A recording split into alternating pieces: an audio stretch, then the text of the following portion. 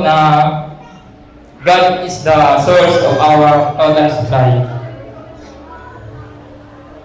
Way back 5 years ago po, ako po ay nag-enroll sa TC ng masteran. Hindi ko po siya natapos.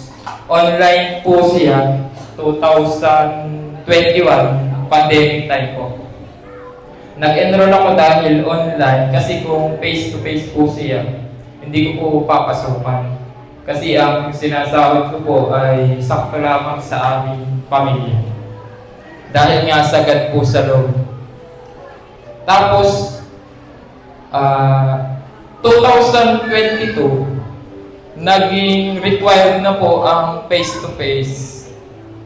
So, hindi na po kinaya ng budget. Dahil si Jacqueline po ay nagpasya na mag-aral. So, nag-giveaway po ako para sa kanya. Naitigil ko po yung pagmamaster. Sabi ko, sige, ikaw na muna ang umuna. At hindi naman nagkataon na siguro nga yun ang plano ng Diyos na patapusin muna ang aking asawa. At ngayon po ay hindi ko naman isinasantabi ang pag-aaral dahil balak nga po namin mag-asawa ay magsabay na. Pero siya pa rin po ang priority ko kung siya ay mag-aaral pa po. At sa mga bago po na teacher, mag-master na po agad kayo kasi kapag po lumipas ang panahon, ay parang mawawalan ka na ng gana pag-aaral po.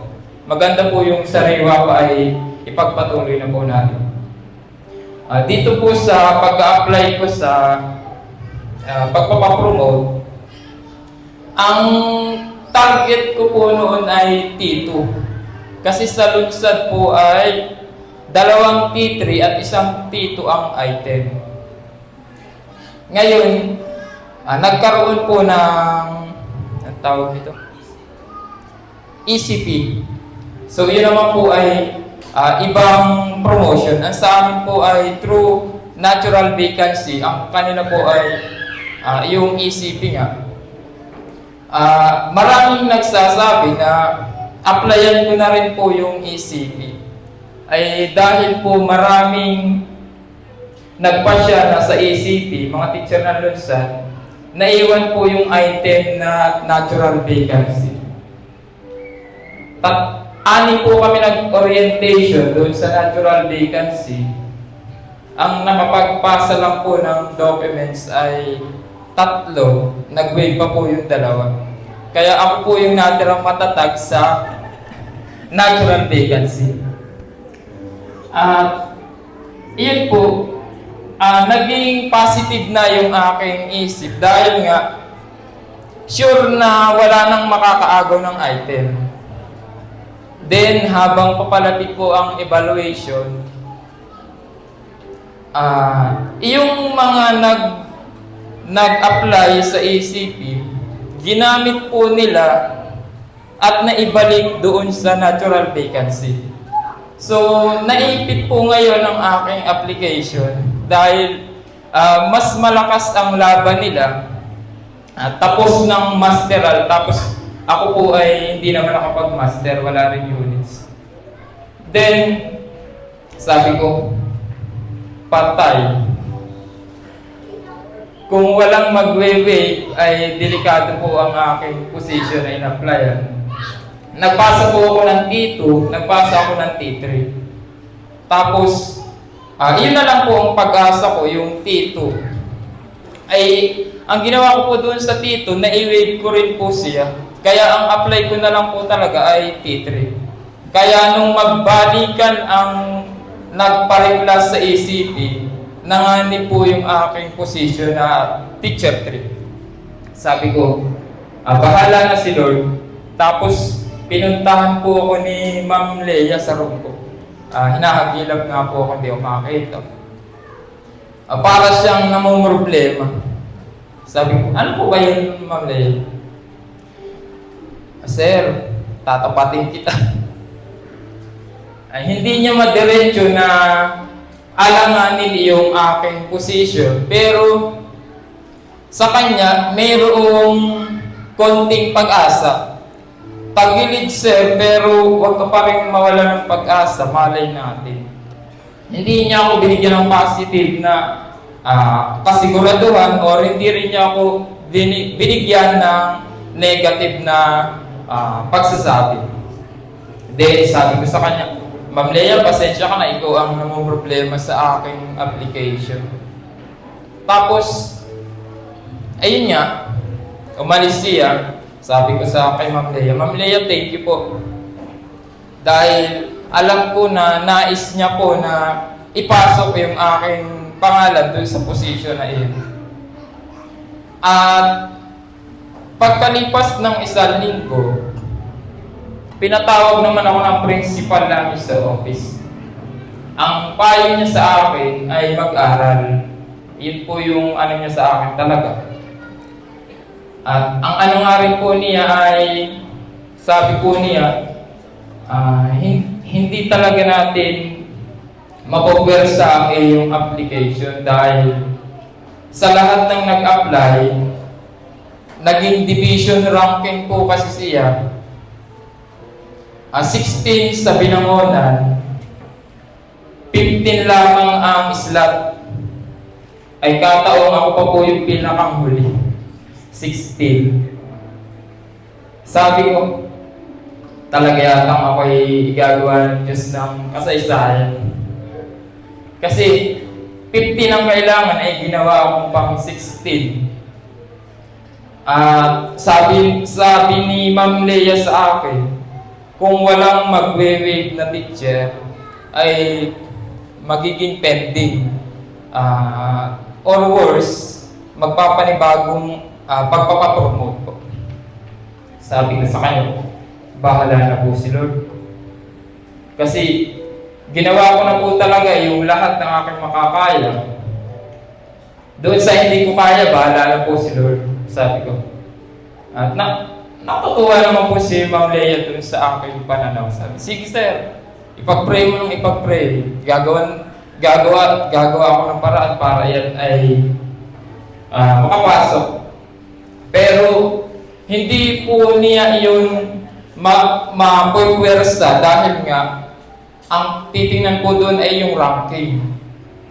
So, dumaan po ang panahon, dumaan ang ilang linggo, naglabas ng memo. Yun nga, pang 16 nga po ako. Tapos, may pinaliwanag na sa Makamot daw, kasama po ni Glenn, may dalawa daw teacher na nag-aalangang ituloy yung kanilang application sa natural vacancy. So, nagkaroon po ako ng pag-asa na baka nga yun ay hindi na magtuloy kasi sila ay may apply din ng reclass po. At sabi ko, hindi pa rin ako nawawala ng pag-asa. Nung time na sinabihan po ako ni Ma'am Lea na tagilid, bagamat ang sabi ko kay Ma'am Lea ay bahala na si Lord, umuwi po ako nasa bangka. May lungkot po talaga. Pag-uwi ko sa bahay, sinalubong ako ni Timothy. Masaya si Timothy. Nawala yung pagkalungkot ko dahil sinalubong niya ako ng nakangiti. Tapos pumasok po kami sa bahay. Sabi ko, Timothy, ipag-pray mo ang daddy. Kasi di po ba sabi ang mga bata daw ay malakas kay Lord. So parang naisip ko po gamitin yung bata. Pinanalangin ko po, pinasunod ko po doon sa aking panalangin kung ano yung gusto kong mangyari doon sa aking application. Ayun, sa makatuwid, nanalangin po. Tapos after po noon, Sabado, Linggo, simba po rito nung linggo lang po itong nakaraan. Nasa labas po ako dahil umiiyak yung aming baby. Nailabas ko sa ulit. Ay pinatawag pala ako ni Pastor. Tapos nung pinatawag ko ni Pastor, like, ano bang Kung papatotoo ba? Ay, hindi naman po. Pasok po ako. Buhat po si Tim dyan, karga-karga ko. Naigli po ako ng siguro, saglit na saglit po. Siguro nga dahil sa puyat din sa pagbibig. Wala pang isang minuto na igli po ako. Hindi ko alam kung ito'y pangitain o panaginip.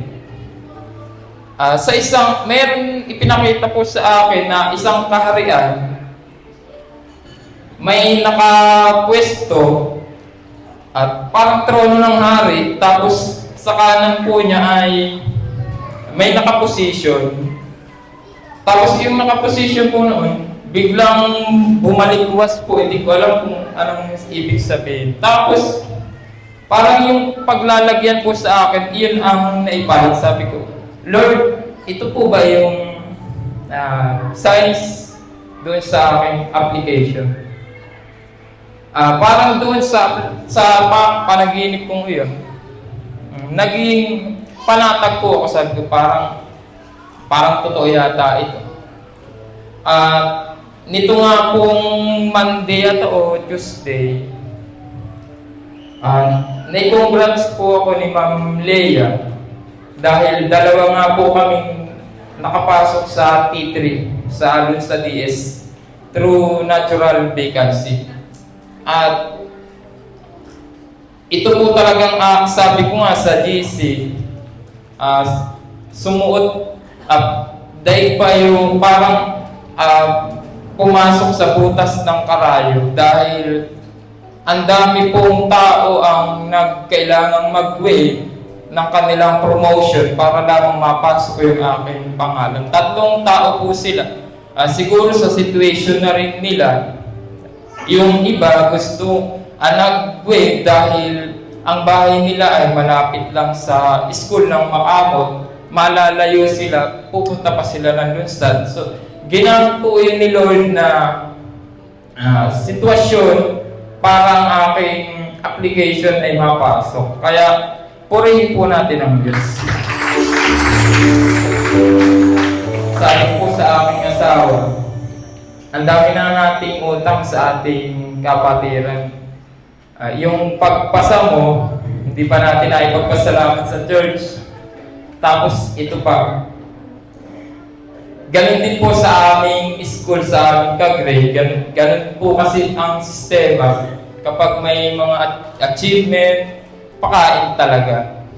So sa sambayan ko po, sa sambayan niya, absuelto na kami. Dito na lamang po kami may utang. Kaya, hindi ko po masasabi kung kailan, pero ito po ay aming pinapangako na ipagpapasalamat nga dito sa church at sa ating Panginoon. Kaya purihin po natin ang Panginoon. Dalangin po sa Diyos na sana ang mga pagpapalang ito po ay maranasan ng bawat isa sa atin. Dahil damang-dama po namin mag-asawa, blessed na blessed kami. Yung pagsunod ng kabutihan ng Diyos sa aming buhay. To God be all the glory.